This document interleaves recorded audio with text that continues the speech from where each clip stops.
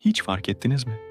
Sokakta yanınızdan geçen, otobüste karşınıza oturan, kafede dalgın dalgın kahvesini yudumlayan herkes, aslında hepsi aynı hikayeyi anlatıyor.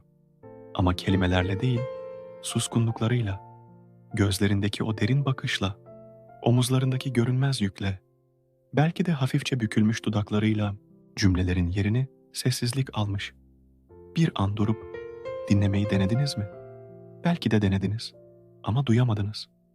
Çünkü o sırada siz de kendi hikayenizi, kendi sessizliğinizle anlatıyordunuz.